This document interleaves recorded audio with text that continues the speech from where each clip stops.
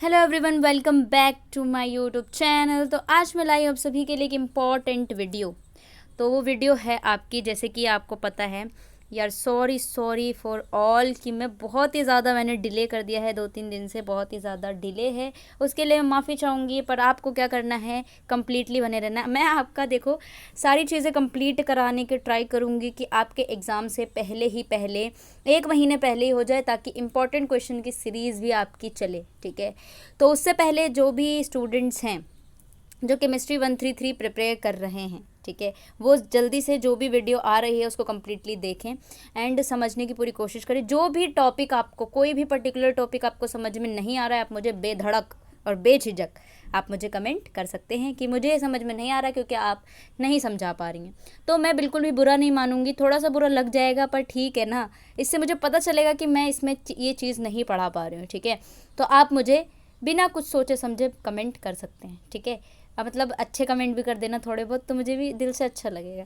तो चलिए, हम यहाँ पे आपके जो यूनिट हो चुके हैं वो आपका ब्लॉक 1 कंप्लीट हो चुका है, केमिकल एनर्जेटिक्स, जहाँ पे मैं थोड़ा सा बता देती हूँ। हमने पढ़ा था थर्मोडाइनमिक्स के बारे में और आयनिक इक्विलिब्रियम के बारे में, सॉरी थर्मो केमिस्ट्री के बारे में। तो बेसिकली आपने थर्मोडाइनमिक्स में हीट का ट्रांसफ़र पढ़ा, हीट को कैसे ट्रांसफ़र कर रहे हैं एक बॉडी से दूसरे बॉडी में।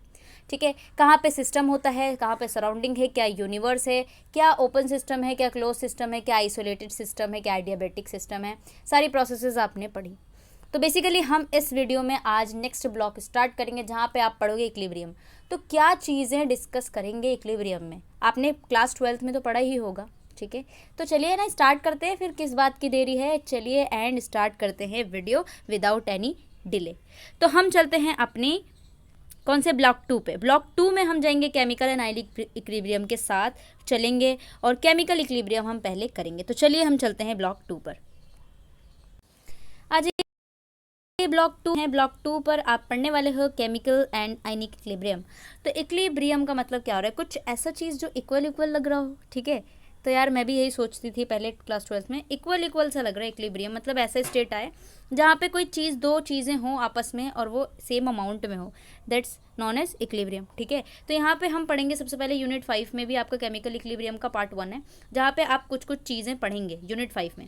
यूनिट 6 में भी आप कुछ कुछ ही चीज़ें पढ़ेंगे और कंप्लीटली पढ़ लेंगे। ठीक है, किसमें, केमिकल इक्विलिब्रियम में। देन उसके बाद आप आयनिक इक्विलिब्रियम में आएंगे। तो ये 2 चैप्टर जो हैं वो केमिकल इक्विलिब्रियम के हैं। देन आयनिक इक्विलिब्रियम के आपके 3 चैप्टर हैं यहाँ पे, यानी आयनिक इक्विलिब्रियम में जो आपका आता है KSP, chemical equilibrium, as compare to ionic equilibrium easy होता है, क्वेश्चंस भी ईजी होते हैं उसके। आपका के इक्विलिब्रियम जो लिखते हो ना, इक्विलिब्रियम कांस्टेंट कैसे लिखते हैं, सारी चीज़ें हम यहाँ पे बात करेंगे। वो ईजी होता है as compare to ionic equilibrium. तो डरने की बात है नहीं कि आयनिक इक्विलिब्रियम टफ है यार, क्वेश्चन जो होते हैं ना बिल्कुल अच्छे से बनते हैं यहाँ से। तो आपको कंप्लीटली ये चीज़ें बहुत ही ज़्यादा इंपॉर्टेंट होती हैं हम फिजिकल केमिस्ट्री के अंदर। फिजिकल केमिस्ट्री का आपका ये जो चीज़ है, आयनिक इक्विलिब्रियम हो गया, थर्मोडाइनमिक्स हो गई, ये सारी चीज़ें, कि यार अगर आपने समझ लिया, फॉर्मूले लगाने सीख लिए, तो क्वेश्चन फटाफट हो जाते हैं। और जो आप क्वेश्चंस करोगे उसके बिल्कुल पर्टिकुलरली मार्क्स आपको मिलते हैं, बिल्कुल तगड़े मार्क्स। ठीक है, समझ रहे हो ना, तगड़े मार्क्स। तो वैसे ही आपको मार्क्स मिलते हैं, राइट। तो चलिए स्टार्ट कर लेते हैं हम यूनिट 5 से। आ जाओ जी, यूनिट 5 में आप पढ़ोगे क्या, इंट्रोडक्शन, जिस पे हम भरोसा नहीं करते हैं, पर ठीक है इंट्रोडक्शन भी पढ़ना चाहिए कि आप क्या चीज़ें पढ़ने वाले हो। ठीक है, फिर आपको पढ़ना है basically reversible and irreversible reaction के बारे में। ठीक है, कि रिवर्सिबल रिएक्शन क्या है, इरिवर्सिबल रिएक्शन क्या है। ठीक है, उसके बाद आप केमिकल इक्विलिब्रियम पढ़ोगे। एक डायनामिक इक्विलिब्रियम होता है। डायनामिक का मतलब बेसिकली क्या हो गया, मोशन होना। ठीक है, डायनामिक मतलब 2, यानी कि आपके यहाँ पे जो पढ़ने वाले हो वो फॉरवर्ड रिएक्शन पढ़ोगे और बैकवर्ड रिएक्शन पढ़ोगे। तो फॉरवर्ड एंड बैकवर्ड दो चीज़ें यहाँ पे हो रही है, that's known as dynamic equilibrium. फिर आप गिब्स फ्री एनर्जी पढ़ेंगे, जो इससे पहले आपने स्पॉन्टेनियस रिएक्शन में पढ़ा था, कि जब आपका स्पॉन्टेनियस रिएक्शन होता है, थर्मोडाइनमिक की बात कर रही हूँ मैं। ठीक है, जब आपका स्पॉन्टेनियस रिएक्शन होता है तो आपका डेल्टा जी यानी गिब्स फ्री एनर्जी जो होता है वो नेगेटिव होता है। ठीक है, पढ़ा था, तो वही चीज़ें यहाँ पे होगी। उसके बाद delta G and delta G not पढ़ेंगे आप। नॉट का मतलब मैंने क्या बताया था, स्टैंडर्ड होना। तो डेल्टा जी गिव्स फ्री और standard gives free energy, right. फिर आप पढ़ोगे आइडियल गैस मिक्सचर में केमिकल इक्विलिब्रियम कैसे लिखा जा रहा है, थर्मोडायनेमिक डेरिवेशन भी लिखोगे आप लॉ ऑफ केमिकल इक्विलिब्रियम में। उसके बाद जो है आपका इक्विलिब्रियम कांस्टेंट पढ़ोगे, केपी। केपी से क्या लग रहा है यार कि इक्विलिब्रियम कांस्टेंट पढ़ रहे हो, कांस्टेंट आपका प्रेशर के टाइम में, प्रेशर के टर्म से पढ़ रहे हो केपी। केसी क्या है, कंसंट्रेशन के टर्म्स में पढ़ रहे हो केसी। के एक्स क्या है यार, क्या वो वही एक्स है जिसके बारे में हम दिन और रात सोचते हैं? नहीं जी नहीं, ये अलग एक्स है, ठीक है। तो इसके बारे में भी आप पढ़ोगे, के पी, के सी एंड के एक्स। रिलेशन, यार मैम रिलेशन की बात मत करो यार, याद आती है वो, ठीक है। तो ये वो रिलेशन बिल्कुल ही नहीं है, आपकी रिलेशनशिप बिल्कुल नहीं है। आपकी रिलेशन किस में देखनी है? रिलेशनशिप बिटवीन के पी, के सी एंड के एक्स में, ठीक है। फिर आप देखोगे के पी एंड के सी में क्या रिलेशन है, फिर आप देखोगे के पी एंड के एक्स में क्या रिलेशन है। यार पूरा यूनिट के रिलेशन के बारे में आज तो बहुत ज़्यादा दर्द होगा, ठीक है। पर ठीक है यार, जोक्स अपार्ट, थोड़ा सा जोक्स भी बनता है, ठीक है। फिर उसके बाद समरी एंड क्वेश्चंस हो जाएंगे। इसके क्वेश्चंस बहुत ही ज़्यादा इजी होते हैं, बस आपको एक ही चीज़ समझनी होती है, वो आपका प्रोडक्ट अपॉन रिएक्टेंट होता है। यानी के जो आप लिखते हो, जो इक्विलिब्रियम में आप इक्विलिब्रियम कांस्टेंट लिखते हो, उसको ही हम के इक्विलिब्रियम कहते हैं। उसके टर्म्स में अगर प्रेशर के टर्म्स में लिख रहे हो के पी, कंसंट्रेशन के टर्म में लिख रहे हो के सी, के एक्स क्या है उसके बारे में हम नेक्स्ट में चलेंगे, यानी आगे की बात करेंगे, ठीक है जी। चलिए जी, तो स्टार्ट कर लेते हैं। बहुत ज़्यादा कर ली मैंने आपसे बकवास, तो हम अब बिल्कुल अच्छे से पढ़ने की कोशिश करते हैं। तो यहाँ पे देखिए, इंट्रोडक्शन भी थोड़ा बहुत देख लेते हैं यार। The chemist find that the reaction which they are studying does not go to completion. Oh my god, यानी जब आप पढ़ोगे ऐसी रिएक्शन के बारे में जो कंप्लीट नहीं होती है, ठीक है। कुछ ऐसे होते हैं जो, देखो रिएक्टेंट से मैंने डायरेक्ट प्रोडक्ट बना दिया, कंप्लीट हो गई। कुछ ऐसी होती है जो कंप्लीट नहीं होती, मतलब क्या होता है फिर यार, कंप्लीट नहीं होती तो फिर उसका क्या पर्पज़ है हमारे जीवन में? तो वो ऐसी कुछ रिएक्शन बनती है, यानी रिएक्शन से प्रोडक्ट, प्रोडक्ट से रिएक्टेंट, रिएक्टेंट से प्रोडक्ट, रिएक्टेंट से प्रोडक्ट, प्रोडक्ट से रिएक्टेंट, दोबारा ऐसे ऐसे इंटरचेंज होती रहती है, यानी कंप्लीट नहीं होती है, ठीक है। कंप्लीट नहीं होती है। ऐसी रिएक्शंस कौन सी रिएक्शंस होती हैं? Concentration of the reactant product become somewhat constant होता है। The point 3 seems a balance between opposing reaction set to be condition of equilibrium. बिल्कुल सही कि आपने रिएक्टेंट से क्या बनाया? प्रोडक्ट, और ये कंप्लीट नहीं हो रही है। रिएक्टेंट से प्रोडक्ट, प्रोडक्ट से रिएक्टेंट बन रही है, ऐसे कंडीशंस को हम इक्विलिब्रियम कहते हैं। यानी कि जो आपका रेट ऑफ फॉरवर्ड रिएक्शन का क्या मतलब हो गया कि आपने रिएक्टेंट से प्रोडक्ट बना दिया, यानी रिएक्टेंट से प्रोडक्ट बना रहे हो फॉरवर्ड रिएक्शन, प्रोडक्ट से रिएक्टेंट बैक की साइड बना रहे हो बैकवर्ड रिएक्शन। जब आपके rate of forward reaction is equals to rate of backward reaction के बराबर होती है, that condition is known as equilibrium. हाँ जी, यही है इक्विलिब्रियम, ठीक है। आ जाओ जी। तो यहाँ पे आपने केमिकल रिएक्शंस पढ़े थे कि 2 टाइप के होते हैं। प्रीवियसली आपने पढ़ चुके हो यार, ये मैं बता चुकी हूँ पहले भी, रिवर्सिबल और इरिवर्सिबल रिएक्शंस क्या होती हैं। क्या होती है भाई, क्या मैं भूल चुकी हूँ वो? बिल्कुल नहीं भूली हूँ, तो पढ़ लेते हैं यार। तो डिस्कस करेंगे हम irreversible and reversible reaction. Irreversible की रिस्पेक्ट से क्या समझ में आ रहा है? ऐसी रिएक्शन जो क्या हो रही है, दोबारा नहीं बन सकती।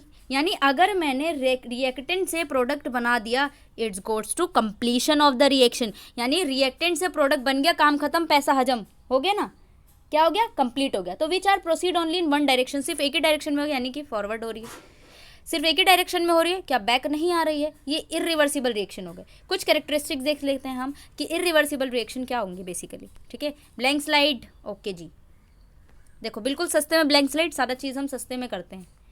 तो इरिवर्सिबल रिएक्शन की मैंने बात की थी कि इरिवर्सिबल रिएक्शन आपकी ऐसी रिएक्शन, रिएक्टेंट से आपने क्या बना दिया? प्रोडक्ट बना लिया, it's goes to completion of the reaction. तो यहाँ पे सिर्फ एक ही डायरेक्शन में होगी। कुछ कैरेक्टरिस्टिक्स होंगे इसके कि आखिर क्या होंगे कैरेक्टरिस्टिक्स और इरिवर्सिबल रिएक्शन के होंगे।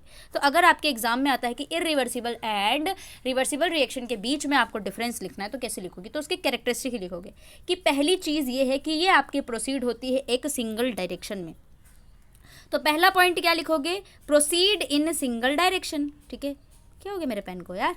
प्रोसीड इन सिंगल डायरेक्शन, ठीक है, सिंगल डायरेक्शन, ठीक है। Single, O my God ma'am, single की बात मत कीजिए क्योंकि हम भी सिंगल हैं, ठीक है। चलिए, आपके लिए है ये सिंगल वर्ड, ठीक है। तो सिंगल डायरेक्शन में होगा यार। अब जो मिंगल होंगे वो सोचेंगे क्यों, हम तो मिंगल है, हमारे लिए तो ये बिल्कुल नहीं है। तो यार सारे स्टूडेंट्स होंगे ना मेरी क्लास में, ठीक है। तो ऑलवेज गो फॉर कंप्लीशन। तो जो इरिवर्सिबल रिएक्शन है आपका, वो हमेशा क्या होगा? गोज फॉर कंप्लीशन, बिल्कुल कंप्लीट रिश्ता। सिंगल लोग बिल्कुल कंप्लीट होते हैं अपने लाइफ में, ठीक है। लास्ट में मिलती है आपकी विश्व सुंदरी, वो आपको मिल जाएगी, ठीक है।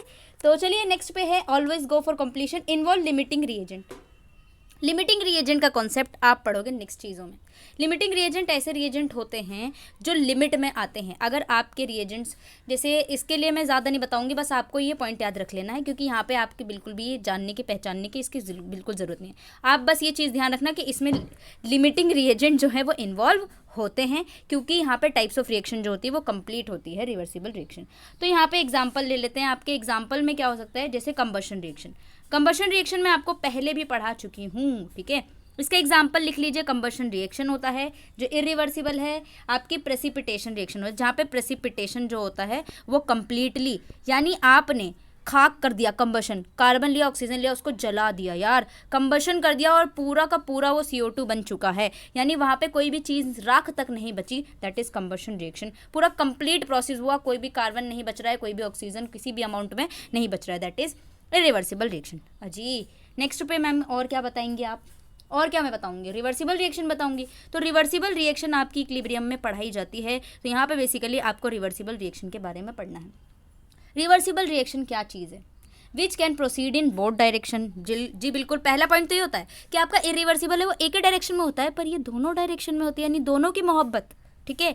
यानी आप जितना प्यार आप करते हैं उतना आपकी वाली भी करती है, ठीक है, ये रिवर्सिबल। ओके, तो यहाँ पे जो रिएक्टेंट से प्रोडक्ट, रिएक्टेंट से मैंने प्रोडक्ट बनाई, that is known as forward reaction, ठीक है। क्या हो गया, फॉरवर्ड रिएक्शन। RF बोल दूँ मैं इसको, यहाँ से यहाँ बन गया, ये बन गया बैकवर्ड रिएक्शन, RB बोल दूँ, ठीक है। यानी फॉरवर्ड रिएक्शन आपकी रिएक्टेंट से प्रोडक्ट बन रही है, बैकवर्ड रिएक्शन आपकी प्रोडक्ट से रिएक्टेंट बन रही है, दैट इज रिवर्सिबल रिएक्शन। यानी रिवर्सिबल हो सकती है, जितना आप चाहोगे उतना हम चाहेंगे, ठीक है। ओके, तो इसके कुछ कैरेक्टरिस्टिक्स की बात कर लेते हैं। आ जाओ कैरेक्टरिस्टिक्स। तो मैंने जैसे कि इरिवर्सिबल रिएक्शन की कैरेक्टरिस्टिक्स बताई थी, वैसे आपकी यहाँ पर रिवर्सिबल रिएक्शन की भी मैं क्या बताऊंगी यार, कैरेक्टरिस्टिक्स, टंग स्लिप हो जाती है कभी कभी। तो ये आपकी बोथ डायरेक्शन में होती है, सबसे पहली चीज़ बोथ डायरेक्शन में होती है। दूसरी चीज़ never go for completion, complete नहीं होती है यार, ठीक है, इसका अंत नहीं है, यानी मोहब्बत चलती रहेगी ज़िंदगी भर, कोई भी अंत नहीं है इसका, ठीक है, बिल्कुल, क्योंकि दोनों तरफ से मोहब्बत है यार। It's not go for completion, हमेशा चलती रहेगी, कभी ना कभी आप किसी से बोर नहीं होंगे, ठीक है। तो नेवर गो फॉर कंप्लीशन, तो कंप्लीशन होता है जी, नहीं होता यार, कितनी बार बताओ नहीं होता, ये सच्ची मोहब्बत है आपकी, नो। उसके बाद no role of limiting reagent, आपको बताना है, ठीक है, कि यहाँ पे लिमिटिंग रिएजेंट का कोई भी रोल नहीं होता है, किसी का प्यार कम नहीं है, no limiting reagent. Okay, so I hope आपको ये समझ में आ गया होगा।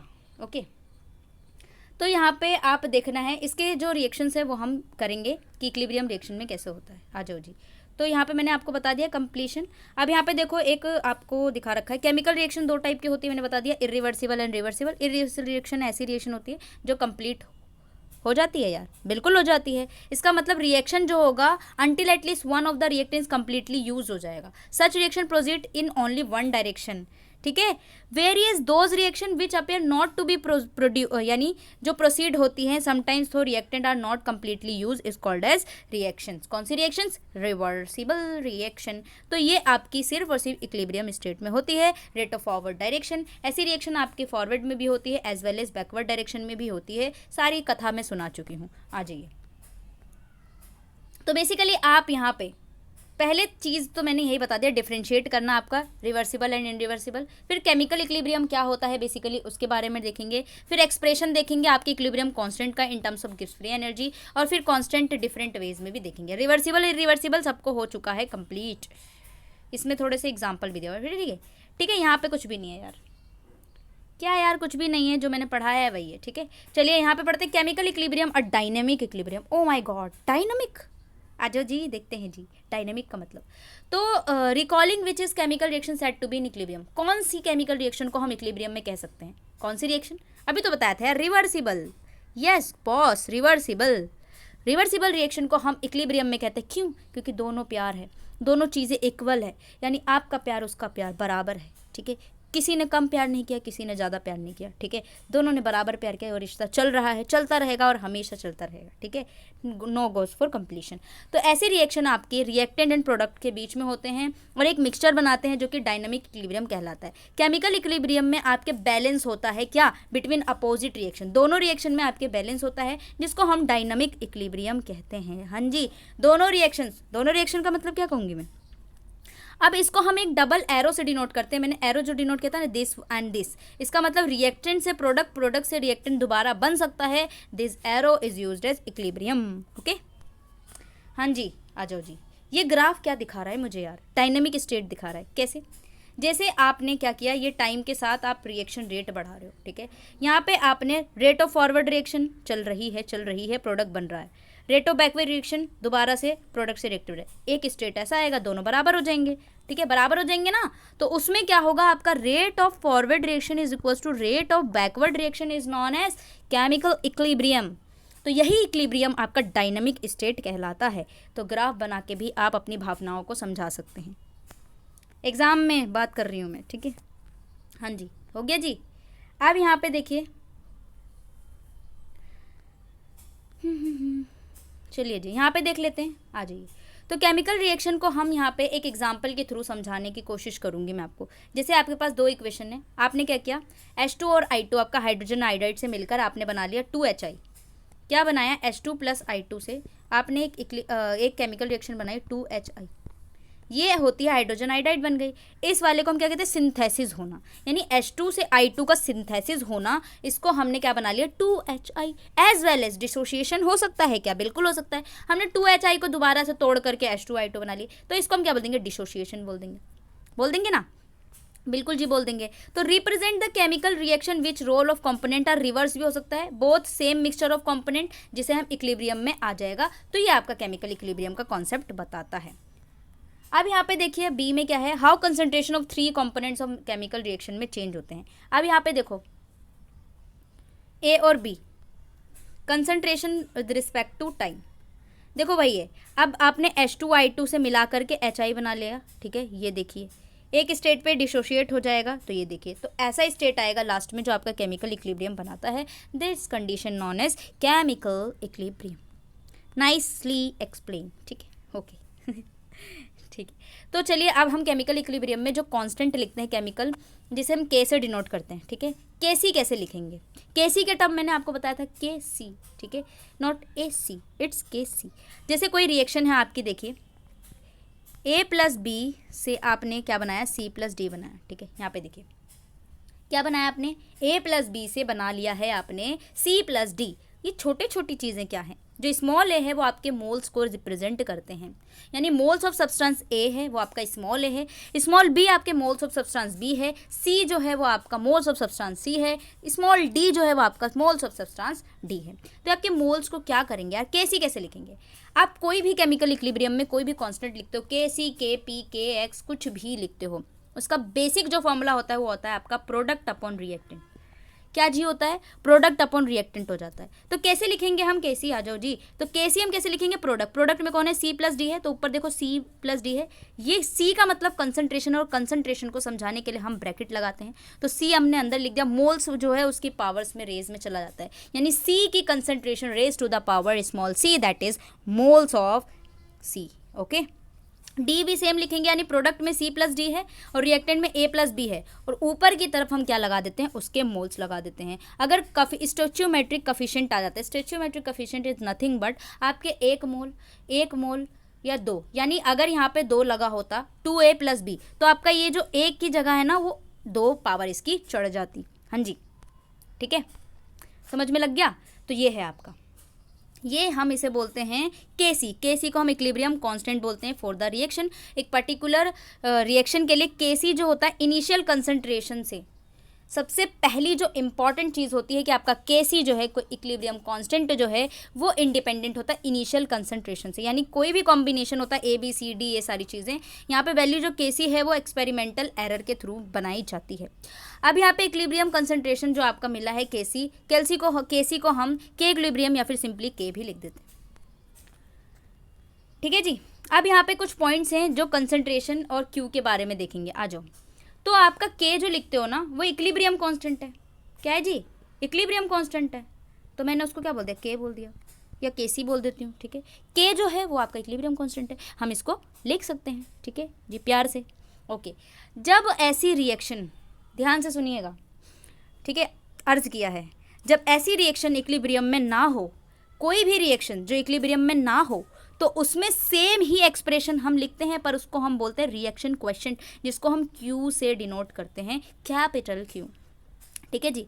अगर रिएक्शन इक्विलिब्रियम में है तो उसके लिए हम क्या लिख रहे हैं, और सेम ही लिख रहे हैं जी। क्या लिख रहे हैं? सेम सेम ये कि आपका प्रोडक्ट अपॉन रिएक्टेंट लिखेंगे। पर क्या क्या क्या कुछ इंपॉर्टेंट चीज़ ये है कि जब आपके रिएक्शन इक्विलिब्रियम में नहीं है तो उसके लिए हम रिएक्शन क्वेश्चंट लिखते हैं। That's reaction quotient measure relative amount of product present a reaction at a particular time, that is Q. Q is reaction क्वेश्चंट।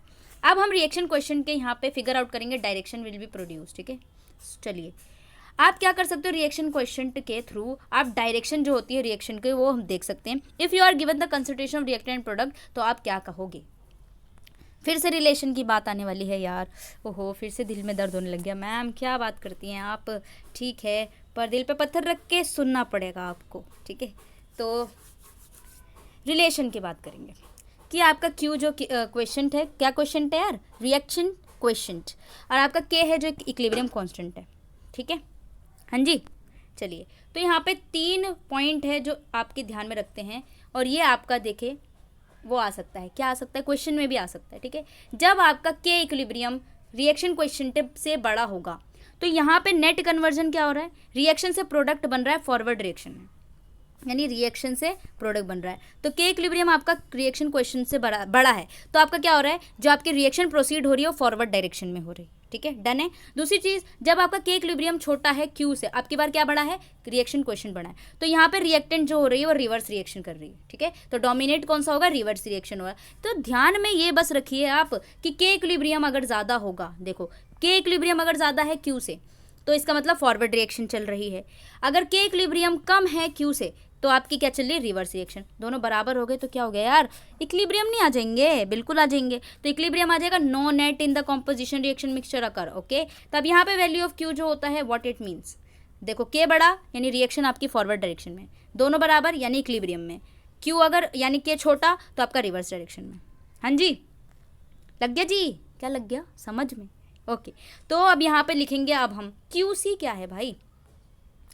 देखो मैंने क्या बताया था, आपका कोई भी रिएक्शन है, ये देखो सेम रिएक्शन है, यानी ए स्मॉल है प्लस में स्मॉल बी कैपिटल बी से हमने इक्विलिब्रियम बनाया, सी प्लस डी बनाया, इसके मोल्स बना दिए। ठीक है, डन है। सेम रिएक्शन के लिए क्यू सी कैसे लिखोगे आप, बिल्कुल सेम लिखोगे, बट कंडीशन इज दैट कि आपकी रिएक्शन इक्विलिब्रियम में नहीं है, तो आपको क्या लिखना है, रिएक्शन क्वेश्चन लिखना है। ओ माय गॉड, हाई जोश, बिल्कुल। चलिए, तो यहाँ पे आपका सेम लिखोगे जैसे कंसंट्रेशन आपने प्रोडक्ट की लिखी थी, और फिर आपके मोल्स को रेज टू दी पावर दे दी थी। डी भी आपका सेम लिखा जाएगा इसी तरीके से, और ए भी लिखा जाएगा। ये आपका रिएक्शन क्वेश्चन हो जाता है। हाँ जी, एक चीज़ और, जो केसी वैल्यू है वो आपके इक्विलिब्रियम कांस्टेंट से क्या कंपैरिजन है, ये आपका डायरेक्शन ऑफ रिएक्शन बताती है। मेन डिफरेंस जो होता है केपी एंड केसी में ये होता है कि रिएक्शन जो होती है इक्विलिब्रियम में हो, और इसमें जो होता है आपका क्यूसी वो इक्विलिब्रियम में नहीं है। 2 पॉइंट यहाँ से आपको समझ में लग गए कि क्यूसी आप कब लिख रहे हो, क्यूसी आप जब रिएक्शन आपकी इक्विलिब्रियम में नहीं है तब लिख रहे हो। दूसरी चीज़, ये आपकी डायरेक्शन को डिटरमाइन करती है, केसी आपकी नहीं करती डिटरमाइन, और इक्विलिब्रियम में होती है। चलिए जी, why chemical equilibrium is a dynamic process. ठीक है, यहाँ पे देखो SEQ1 जो है वो ये क्या बता रहा है कि आपको सिमिलैरिटी एंड डिसिमिलैरिटी लिखना है। जो आपका जो प्लॉट किया है ना आपने, वो उसके बाद में क्या सिमिलैरिटी है दोनों में। उसके बाद SEQ2 में बताना है कि आपका इक्विलिब्रियम एक डायनामिक प्रोसेस कैसे, क्यों, क्योंकि भाई मैंने बता दिया ना यार, 2 प्रोसेस चल रही है, एक फॉरवर्ड डायरेक्शन चल रही है, एक बैकवर्ड डायरेक्शन चल रही है, इसीलिए डायनामिक प्रोसेस है, राइट। चलिए गिब्स एनर्जी चेंज के बारे में देखते हैं आपके केमिकल रिएक्शंस के अंदर। हाँ जी, तो यहाँ पे गिब्स एनर्जी चेंज की हम बात करेंगे। आपने जो पढ़ा था गिब्स एनर्जी के बारे में सभी आप जानते हैं। ठीक है, हम भी जानते हैं, आप भी जानते हैं यार, पर मेरा क्या काम है यार, फिर तो जब आप जानते ही हो, दिल पे लग गई ना यार। ठीक है, जानते हैं, ठीक है, सॉरी, जोक्स अपार्ट। यहाँ पे यूनिट 4 में आपने पढ़ा था गिब्स एनर्जी के बारे में। यहाँ पे आप पढ़ेंगे गिब्स एनर्जी को डिटेल में, क्या रिलेशनशिप, ओ माय गॉड, फिर से रिलेशनशिप पढ़ेंगे आप केमिकल इक्विलिब्रियम के बारे में। ठीक है, अब यहाँ पे गिब्स एनर्जी को प्लॉट किया है आपने रिएक्शन के अकॉर्डिंग। आ जाओ जी, ये है, यहाँ पे आपका 100% रिएक्टेंट यूज़ किया जा रहा है, यहाँ पे 100% रिएक्शन दिखा रहा है। डेल्टा G नॉट रिएक्शन यानी स्टैंडर्ड गिब्स फ्री। अब यहाँ से ये आपकी रिएक्शन है, और यहाँ पे आपकी प्रोडक्ट फेवर कर रही है जब इक्विलिब्रियम पोजीशन पे आ जाता है, और इन दोनों के बीच के डिस्टेंस में आपका डेल्टा G नॉट मिल गया है। डेल्टा G नॉट आपका क्या होगा, product of delta G not product minus delta G not reactant, तो ये आपका डेल्टा जी नॉट हो जाएगा। चलिए जी, तो जी यहाँ पे आपको बेसिकली करना क्या है, आपने एक चीज़ पढ़ी होगी, वो चीज़ है बहुत ही दर्दीली। वो दर्दीली चीज़ ये है कि आपका डेल्टा जी जो होता है अगर लेस देन ज़ीरो है, यानी लेस देन ज़ीरो है, तो आपका के इक्विलिब्रियम जो होता है वो ग्रेटर देन वन होता है। जब ग्रेटर देन वन होगा तो इसमें जो आपकी रिएक्शन, जब आपका डेल्टा जी आपने पढ़ा होगा नेगेटिव होता है, तो आपकी रिएक्शन जो होती है वो स्पॉन्टेनियस होती है। इसका मतलब सिंपली यही है कि जब आपका कांस्टेंट टेम्परेचर प्रेशर पर डायरेक्शन होती है स्पॉन्टेनियस, तब आपकी लोअर वैल्यू होती है गिब्स की। ठीक है, समझ में लग गया कि आपकी जब डेल्टा जी नेगेटिव होगी इसका मतलब आपकी स्पॉन्टेनियस रिएक्शन हो रही है। स्पॉन्टेनियस रिएक्शन में बेसिकली आपका के इक्विलिब्रियम जो होता है वो एक से ग्रेटर देन होता है, तो आपकी वो इक्विलिब्रियम जो होता है प्रोडक्ट की फॉर्मेशन में ज़्यादा डोमिनेट करती है, यानी जो रिएक्शन होगी वो आपकी फॉरवर्ड होगी। यहाँ पे ये इक्विलिब्रियम देखिए आपका ये बन रहा है। ठीक है, N2O4 से आपके दो NO2 बन चुके हैं। इसमें क्या हो रहा है, आपकी आइदर डायरेक्शन में हो रही है, यानी ये क्वेश्चन आ रहा है आपके माइंड में कि ये कैसे हुआ। तो इस रिएक्शन में आपको N2O4 है, इससे आपने इक्विलिब्रियम रिएक्शन किया तो इससे NO2 गैस मॉलिक्यूल स्टार्ट होना बन गया, जिससे स्पॉन्टेनियस रिएक्शन हो गया, जिसमें गिब्स एनर्जी जो होती है आपके डेल्टा मिक्स हो जाती है, और जब आपकी नेगेटिव होती है इसका मतलब आपकी जो रिएक्शन है वो स्पॉन्टेनियस हो जाती है। ठीक है, तो इक्विलिब्रियम में जो आपकी इंपॉर्टेंट चीज़ वो ये है, आ जाइए, delta G and delta G note. ये देखिए, अगर जी नॉट लग गया आपके डिफरेंस बिटवीन आपके G not products G not reactant में, तो वो आपका standard Gibbs free energy change होता है। तो डेल्टा जी नॉट आपका nothing but G not product minus G not reactant, पहले मैंने बता दिया था। अगर आपका डेल्टा जी नॉट नेगेटिव है, यानी नेगेटिव का मतलब क्या हो रहा है, लेस देन जीरो है, तो इक्विलिब्रियम आपके राइट की तरफ शिफ्ट हो जाती है। राइट की तरफ मतलब प्रोडक्ट की तरफ, रिएक्टेंट से प्रोडक्ट बना रहे हो ना जी, तो डेल्टा जी नॉट अगर नेगेटिव है तो रिएक्शन से प्रोडक्ट बन रहा है, यानी कि आपकी जो रिएक्शन है प्रोडक्ट की तरफ शिफ्ट हो जाएगी। और उसमें जो मैंने आपको पहले ही बताया था रिएक्शन कांस्टेंट में कि के इक्विलिब्रियम अगर ग्रेटर देन वन होगा तो रिएक्शन जो होगी प्रोडक्ट की तरफ बनेगी, यानी फॉरवर्ड डायरेक्शन में। अगर डेल्टा जी नॉट आपका वन से लेस ज़्यादा बड़ा है तो इक्विलिब्रियम आपकी लेफ्ट की साइड शिफ्ट होगी, यानी रिएक्शन जो होगी, रिएक्टेंट जो के इक्विलिब्रियम है वो आपका लेस देन वन हो जाता है। ओके जी, ये आपके दो इंपॉर्टेंट पॉइंट्स है जो आपको ध्यान में रखना है। अब where the delta G not value of reaction is too large, जहाँ पे 20 किलो जूल होती है, इफ़ इट इज़ पॉजिटिव अगर होगा तो रिएक्शन जो होगी वो आपके रूम टेम्परेचर पे ऑब्जर्व नहीं की जाएगी, लेकिन रिएक्शन जो होगी सेम कंडीशन में कंप्लीशन चली जाएगी, तो delta G not large and negative हो जाएगा। ठीक है, अगर आपकी साइज ऑफ साइन जो होगा प्रिडिक्ट करेगा कि स्पॉन्टेनियस रिएक्शन हो रही है या नहीं हो रही, तो डेल्टा जी नॉट रिएक्शन में आपकी स्पॉन्टेनियस रिएक्शन होती है जी। ओके जी, आ जाइए यहाँ पे फॉरवर्ड एंड, यहाँ पे आपको करेक्ट डिस्क्रिप्शन बताना है कि फॉरवर्ड एंड रिएक्शन रेट आपकी इक्विलिब्रियम में आ रही हो, रेट ऑफ इक्विलिब्रियम होना चाहिए, रिएक्टेंट प्रोडक्ट का कंसंट्रेशन भी सेम होना चाहिए। तो कौन सा ग्राफ है इसमें से आपको बताना है। ठीक है, chemical equilibrium in ideal gas mixture. आप किसी भी मिक्सचर में आइडियल गैस क्या होते हैं, आइडियल गैस का आपने एक चीज़ देखा होगा, आइडियल गैस की इक्वेशन सबको पता होगी कि PV is equals to nRT होती है आइडियल गैस इक्वेशन। सही बोल रही हूँ मैं, ये गलत बोल रही हूँ, कमेंट में बता देना। ठीक है, तो PV is equals to nRT, आपका pressure volume is equals to n number of moles, R is gas constant, C is temperature. तो यहाँ पे हम बात करेंगे आइडियल गैस इक्वेशन मिक्सचर के लिए। आप अपने थर्मोडाइनमिक डेरिवेशन जो देखेंगे केमिकल इक्विलिब्रियम के थ्रू कैसे देखेंगे, तो बेसिकली आपका जो समझाने के लिए एक ही जनरल रिएक्शन होती है, वो रिएक्शन यही है सेम। प्रोडक्ट आपका CAD है, ABC आपके क्या स्टोक्योमेट्रिक कफिशिएंट या फिर मोल्स बोल सकते हैं। मैंने बताया था ना, ये स्टोक्योमेट्रिक कफिशिएंट होते हैं, जो आपके small a number of moles लगे होते हैं उसको हम स्टोक्योमेट्रिक कफिशिएंट कहते हैं। केमिकल पोटेंशियल आपका U होता है, ये चेंज इन गिब्स एनर्जी पर मोल है ऑफ अ सब्सटेंस। ठीक है, एडिड एट कांस्टेंट कंसंट्रेशन। तो U जो है वो आपका क्या है, केमिकल पोटेंशियल होता है, यानी कि गिब्स एनर्जी चेंज हुई है पर मोल। ठीक है, गिब्स एनर्जी चेंज हुई है पर मोल, तो हमने उसको U से कह दिया, केमिकल पोटेंशियल बोल दिया। I जो डिनोट कर रहे हैं वो कांस्टेंट कंसंट्रेशन के लिए लिया जा रहा है। तो केमिकल पोटेंशियल में जो आप लिखोगे ideal gas of a mixture के लिए, वो आप ये लिखोगे PV is equals to nRT। तो यहाँ पे जो आपका U जो है गिब्स एनर्जी की बात कर रही हूँ, पर मोल का चेंज हो रहा है, P लिया है आपका is equals to U not, यानी चेंज, और प्लस में RT नेचुरल लॉग PI। ठीक है, नेक्स्ट यहाँ आपका ये है आपका केमिकल पोटेंशियल स्टैंडर्ड स्टेट पे PI जो होता है आपका पार्शियल प्रेशर लिखा हुआ है। ठीक है, PI आपका पार्शियल प्रेशर। अब यहाँ पे आपने जो चेंज इन गिब्स एनर्जी देखी थी वो ये है आपकी V माइनस SDT। यहाँ पे सारी चीज़ें यहाँ पे देखेंगे। प्रोडक्ट के लिए आप कैसे लिखोगे, CUC प्लस में DUD। जो C है आपका और जो UC है, UC आपका केमिकल पोटेंशियल ऑफ C, ठीक है, प्लस में जो प्रोडक्ट की बात कर रही हूँ ना, D of chemical potential of small d, वो capital D। Gives energy of reactant के लिए कैसे लिखोगे, ये आपका है, ठीक है। A है आपका क्या, स्टोइकियोमेट्रिक कोफिशिएंट, U है आपका पोटेंशियल ऑफ A, B है आपका स्टोइकियोमेट्रिक कोफिशिएंट और कैपिटल B आपके पोटेंशियल ऑफ B हो गया। U जो है वो आपका केमिकल पोटेंशियल है ऑफ वेरियस सब्सटेंस का, ठीक है। यहाँ पे सब्सटीट्यूट करेंगे आप, ठीक है। अगर आपको delta G of product and reactant का लगाना है तो ये आपका प्रोडक्ट हो गया माइनस रिएक्टेंट हो गया, तो आपका डेल्टा जी निकल जाएगा, ठीक है। डेल्टा जी आते ही अब यहाँ पे देखिए प्रोडक्ट में आपका होगा ये जो इक्वेशन थी पहले आपकी, ठीक है, डेल्टा जी प्रोडक्ट में आपका ये था प्लस में RT natural log PC, product ये है आपका प्लस में नेचुरल RT लोगे, माइनस ये रिएक्टेंट का है सारा, जब दोनों को ऐड करोगे तो आपका बेसिकली ये बनेगा।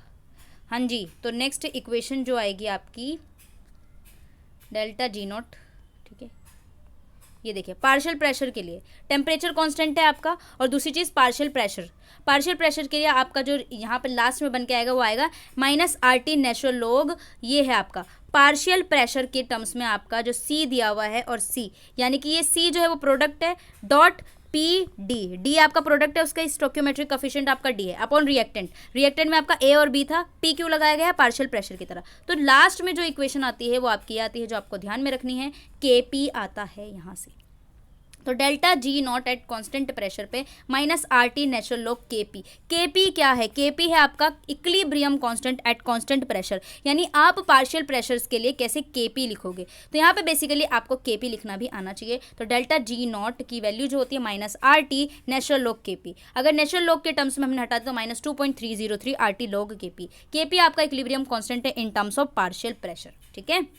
आगे देखेंगे, यहाँ पे देखिए आपको रिवर्सिबल रिएक्शन में है, जब आपका delta G not equals to 0 हो जाता है तब क्या होता है, तो सोल्यूशन में आपका देखिए delta G not minus RT natural log KP, के आपका 1 होना चाहिए, के एंड नेचुरल लॉग जो होगा 0 होगा, डेल्टा जी नॉट 0 हो जाएगा, तो 0 हो जाएगा, के यूनिटी हो जाएगा। अब यहाँ पे बताइए डेल्टा जी नॉट जो है वो नेगेटिव है कोई भी इक्विलिब्रियम रिएक्शन के लिए, तो यहाँ पे जो आपका नेचुरल लॉग आएगा delta G not minus RT natural log K। हाँ जी, तो यहाँ पे आपको ये क्वेश्चन आप कर लेना इसके अकॉर्डिंग जो भी चीज़ें हैं, ठीक है। डेल्टा यहाँ पे नेगेटिव कब होगा इक्विलिब्रियम में, और यहाँ पे कब आपका पॉजिटिव होगा, ठीक है। सारी चीज़ें मैंने डिस्कस करा दी है। फोर्थ वाला क्वेश्चन में देखो आपका डिसोसिएशन एसिटिक एसिड का दिया हुआ है, यहाँ पे आपको एक केमिकल कॉन्स्टेंट लिखना है, कैसे लिखोगे, प्रोडक्ट अपॉन रिएक्टेंट करके। अब यहाँ पे केमिकल इक्विलिब्रियम के कॉन्स्टेंट आपको KP KC एंड KX के बारे में पढ़ेंगे। जो KP के बारे में मैं आपको बता के आई हूँ पहले, उसको कैसे लिखेंगे वो हम यहाँ पे बात करते हैं। तो बेसिकली आपका KP जो होता है वो गैसेस के लिए है, गैसेस आपका क्या होता है, partial pressure of the gases, तो पार्शियल प्रेशर के टर्म में आप जो लिखेंगे वो आपका KP होता है। तो ये रिएक्शन है, आप अगर पार्शियल प्रेशर की जो हमने KC लिखा था वो कंसंट्रेशन के लिए लिखा था, तो कंसंट्रेशन के लिए मैंने KC लिखा था, उसके लिए हमने एक ब्रैकेट को डिनोट किया था, वो कंसंट्रेशन के लिए होता है। तो पार्शियल प्रेशर के लिए हम ब्रैकेट यहाँ पे नहीं लगाते हैं, तो यहाँ पे आप देखो A के लिए जो लिखोगे ना वो पार्शियल प्रेशर ऑफ A लिखोगे, B के लिए आप partial pressure B C and D लिखोगे, तो इसके जो कोफिशिएंट्स आएंगे स्टोइकियोमेट्रिक वो उसके ऊपर चली जाएगी। तो कैसे, प्रोडक्ट अपॉन रिएक्टेंट सेम होगा, KP आप लिख रहे हो पार्शियल प्रेशर, तो पार्शियल प्रेशर को P से डिनोट करोगे, C जो प्रोडक्ट है आपका उसका स्टोइकियोमेट्रिक कोफिशिएंट उसके ऊपर, ठीक है। पार्शियल प्रेशर ऑफ D उसका स्टोइकियो कोफिशिएंट ऊपर, और नीचे भी आपके रिएक्टेंट के लिए सेम, तो ये आपका KP हो जाता है, ठीक है। हाँ जी, समझ में लग गया, सेम यही चीज़ है। अब यहाँ पे KP आपका इक्विलिब्रियम कांस्टेंट है at constant in terms of partial pressure, और ये कांस्टेंट होता है एट अ गिवन टेम्परेचर पे, ठीक है। अब ये जो होता है वो आपके आइडियल गैसेस के लिए है, तो इक्विलिब्रियम पे जो आप लिखोगे वो सेम जो पीछे हम पढ़ के आए ना, डेल्टा जी नॉट वो कैसे लिखोगे आप, minus RT natural log KP आप किसके लिए लिख रहे हो, गैस के लिए, गैस क्या है आपका पार्शियल प्रेशर, तो पार्शियल प्रेशर में आपका minus 2.303 RT natural log KP इस तरीके से आपको लिखना है, ठीक है। यहाँ पे देखिए आपका एक वो दिया हुआ है एग्जाम्पल, ठीक है। एग्जाम्पल क्या है आपका कि सपोज आपका एक्सपेरिमेंट चल रहा है ये, जहाँ पे आपका 2SO2 से यानी SO2 है सल्फर डाइऑक्साइड, सो ऑक्सीजन से रिएक्ट करके आपके 2SO3 बना लिया गया एट 1000 केल्विन पर, यानी टेम्परेचर आपका क्या है 1000 केल्विन पर है। तो आपका पार्शियल प्रेशर ऑफ SO2 इतना दिया हुआ है, पार्शियल प्रेशर ऑफ O2 इतना दिया हुआ, पार्शियल प्रेशर ऑफ CO2 इतना। तो यार कितना इजी है ये, आपको केमिकल इक्विलिब्रियम लिख देना है, KP लिख देना है, प्रोडक्ट अपॉन रिएक्टेंट, प्रोडक्ट में क्या है आपका 2SO3 है, ठीक है। पहले तो आप ये लिख दोगे कि P जो पार्शियल प्रेशर ऑफ SO3 का पावर 2 क्यों लगाया, क्योंकि उसका स्टोकियोमेट्रिक कोफिशिएंट जो पहले आगे की तरफ लगा होता है वो उसकी पावर में चला जाता है, तो 2 उसकी पावर में गया, ठीक है। अपॉन रिएक्टेंट, रिएक्टेंट में आपका ऑक्सीजन है और 2SO2 है, ऑक्सीजन के ऊपर कुछ नहीं है तो इसके ऊपर कुछ नहीं लगेगा, इसके ऊपर इसके साथ क्या है 2 है तो इसके ऊपर जो पावर बनेगी वो 2 लग जाएगी, ठीक है। सेम इन सब की वैल्यू दी हुई है, कैलकुलेट करके आंसर आ जाएगा, ठीक है। वेरी इजी, ठीक है, ट्राई करके ज़रूर देखिएगा आप लोग। और ये सेम क्वेश्चन है, आपको यहाँ पे भी लिखना है केपी, ठीक है। आज जो केसी क्या होता है, केसी जो मैं पहले आपको बता चुकी हूँ इक्विलिब्रियम कांस्टेंट होता है पर्टिकुलर रिएक्शन के लिए, जो कंसंट्रेशन है प्रोडक्ट की कंसंट्रेशन, रिएक्टेंट की कंसंट्रेशन, तो प्रोडक्ट अपॉन रिएक्टेंट, ठीक है, यानी प्रोडक्ट की कंसंट्रेशन लिखोगे, अपॉन में रिएक्टेंट लिखोगे, रिएक्टेंट की कंसंट्रेशन लिखोगे, ठीक है। और ये मोल्स पर लीटर होती है इसकी वैल्यू। सी जो होता है आपका मोलर कंसंट्रेशन है, तो मोलर कंसंट्रेशन के टर्म्स में अगर आप लिखोगे तो वो आपका क्या हो गया, कंसंट्रेशन। के एक्स क्या है, इज डिफाइंड बाय, देखो एक्स मोल फ्रैक्शन, एक्स आपकी एक्स बिल्कुल नहीं है, ये मोल फ्रैक्शन है, ठीक है, एक्स इज मोल फ्रैक्शन। तो mole fraction of product upon reactant same formula है आपका, जहाँ पे के आ जाए ना सेम फॉर्मूला लगेगा, बट टर्म्स आपकी चेंज होगी। एक्स जो है वो क्या है, मोलर कंसंट्रेशन है, मोल फ्रैक्शन है किसी भी स्पीशीज़ का, ठीक है। आई जो लगा देते हैं वो स्पीशीज़ के लिए लगा देते हैं, तो एक्स सी की पावर ऊपर स्टोकियोमेट्रिक कोफिशिएंट डॉट एक्स डी जो प्रोडक्ट में आपके उसके ऊपर जो भी स्मॉल स्टोकियोमेट्रिक कोफिशिएंट आएगी वो, ठीक है। Since Dalton law of partial pressure में गैस जो बोला था मोल फ्रैक्शन के लिए होता है टोटल गैस, तो इसीलिए जो पार्शियल प्रेशर होता है गैस के लिए वो एक्स से पी टोटल होता है, पी जो होता है वो आपका पार्शियल प्रेशर है, ठीक है। इस इक्वेशन से आपके टोटल प्रेशर जो भी गैसेज होंगे उनके टोटल जो लिखते हैं वो आपका मोल फ्रैक्शन में Dalton law of partial pressure हो जाता है। यहाँ पे एक आप SAQ 2 देखिए, 6 देखिए, equilibrium constant KP of reaction आपको लिखना है। ओ माय गॉड, वेरी इजी। आपको पार्शियल प्रेशर लिखना है यानी केपी लिखोगे, यहाँ पे मोल फ्रैक्शन वाला यानी कि केएक्स लिख दोगे, ठीक है, डन है। हाँ जी, अब रिलेशन आ जाओ, केपी केएक्स एंड केसी। अब रिलेशन आपका केपी एंड केसी में क्या रिलेशन, यानी पार्शियल प्रेशर के टर्म्स में और कंसंट्रेशन के टर्म्स में। जो केपी एंड केसी है आपकी किसी भी रिएक्शन में वो सेम नहीं होता है उनकी वैल्यू। रिलेशनशिप हम देखेंगे कांस्टेंट होता है पर्टिकुलर टेम्परेचर पे, जहाँ पे हम आइडल गैस के बारे में देखेंगे, किसी भी आइडल गैस के लिए जो आपका प्रेशर होता है। तो आप देखिए कि आपने जो PV is equals to NRT होता है, PV is equals to NRT, तो अगर मुझे प्रेशर लिखना है तो क्या होगा, ये वॉल्यूम नीचे चला जाएगा ना, तो P जो होगा प्रेशर अगर मुझे लिखना है तो NV अपॉन RT हो जाएगा। V आपका वॉल्यूम है, N आपका मोल है, ठीक है, नंबर ऑफ मोल्स, और T आपका टेम्परेचर है, और R क्या है आपका गैस कांस्टेंट है। तो you must know N/V is nothing but molar concentration. तो N/V जो मोल्स अपॉन वॉल्यूम होता है वो उसको हम मोलर कंसंट्रेशन कहते हैं। तो यहाँ पे PI अगर आप लिख रहे हो तो NRTV, तो इसे हम मोलर कंसंट्रेशन भी बोल सकते हैं। तो N/V के टर्म्स में मैंने क्या लिख दूंगी, C लिख दूंगी, तो क्या हो जाएगा CRT हो जाएगा, क्या, प्रेशर, ठीक है।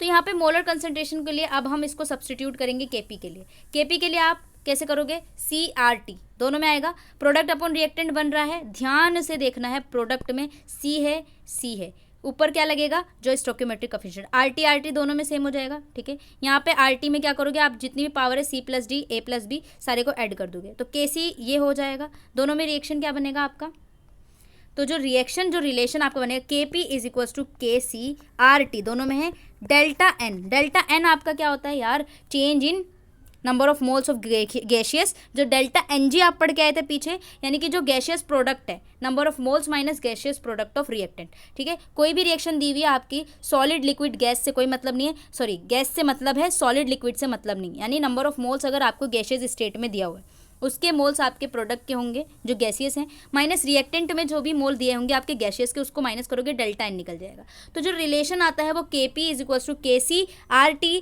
और ऊपर की पावर आपकी डेल्टा N होता है, डेल्टा N भी मैंने आपको बता दिया है। अब यहाँ पे देखिए, जब डेल्टा N आपका 0 हो जाता है, यानी आपके प्रोडक्ट में और रिएक्टेंट में कोई भी आपके डेल्टा N के मोल्स नहीं हुआ है, सेम हो जाते हैं गैशियस फेज में, तो आपका KP भी KC के बराबर हो जाता है। ये आपका रिलेशन है, तो आपको जो ध्यान में रखना है वो ये रिलेशन है नेक्स्टली, ठीक है, इंपॉर्टेंट है बहुत ही ज़्यादा, ठीक है। KP एंड KC, अब रिलेशन बताना है KP एंड KX में। तो बेसिकली आप किसी भी रिएक्शन के लिए KP कैसे लिखते हो, आपके पार्शियल प्रेशर के टर्म्स में लिखते हो, ठीक है। अगर आपका partial pressure of gas A है तो उसकी जो मोलर कंसंट्रेशन बनेगी, X की बात करो, XAP बनेगी, PB भी बनेगी, ठीक है। इस तरीके से इक्वेशन को सब्सटीट्यूट करेंगे, लास्ट में जो आपकी आएगी वो ये आएगी जी, KP एंड KX, ठीक है। ये देखिए, तो आपकी KP जो होगी वो इज इक्वल्स टू KXP, जो पार्शियल प्रेशर है उसके टर्म्स में डेल्टा N, सेम है ना, KP KX पी, ठीक है, यहाँ पे पी लग रहा है क्योंकि पार्शियल प्रेशर के टर्म्स में, प्रोडक्ट्स में, और डेल्टा एन आपकी सेम होगी, ठीक है। केपी एंड केसी जो होगा टेम्परेचर पे होगा, के एक्स जो होता है डिपेंड करता है टोटल प्रेशर और टेम्परेचर पे। यहाँ पे जो भी सेम थी सारी चीज़ें यहाँ पे केपी एंड के एक्स के बीच में आ चुकी है। यहाँ पे आपका रिएक्शन दिया हुआ है, देखिए एग्जाम्पल देख लेते हैं अंडरस्टैंड करने के लिए कैसे केमिकल इक्विलिब्रियम में कांस्टेंट बन रहा है। अब equilibrium between hydrogen, nitrogen, ammonium यहाँ पे लिखा हुआ है, नाइट्रोजन है, ठीक है। पहली इक्विलिब्रियम में देखिए N2 गैसियस है, यहाँ पे 3H2 गैसियस है, ये भी गैसियस है, तो डेल्टा N कैसे निकलेगा आपका, प्रोडक्ट में कितना है 2 है, गैसियस में इसीलिए लिख रही हूँ, गैस में है ये आपका 3 और 1 4 -4, तो इसमें क्या आएगा डेल्टा N नेगेटिव में आ जाएगा, ठीक है। इस तरीके से दूसरे में भी आपको ऐसे तरीके से कर लेना। सॉल्यूशन में देखिए K1 जो लिखोगे आप एक्सप्रेशन इक्विलिब्रियम लिखो, इक्विलिब्रियम में आपको आता है ना NH3 क्या है आपका प्रोडक्ट में, पावर क्या जाएगी 2 में, और रिएक्टेंट में सेम है, इसकी पावर जाएगी। तो आप जो यहाँ पे इक्विलिब्रियम में कांस्टेंट की K1 K2 K3 तीनों इक्विलिब्रियम में दिया हुआ है, ठीक है, K2 K1 K3 इस तरीके से आपका निकल के आ जाएगा इक्विलिब्रियम कांस्टेंट में, ठीक है। इसकी रिएक्शन नहीं दी हुई थी, जो भी समझ में ना आए कृपया मुझे कमेंट में कर दीजिए, ठीक है।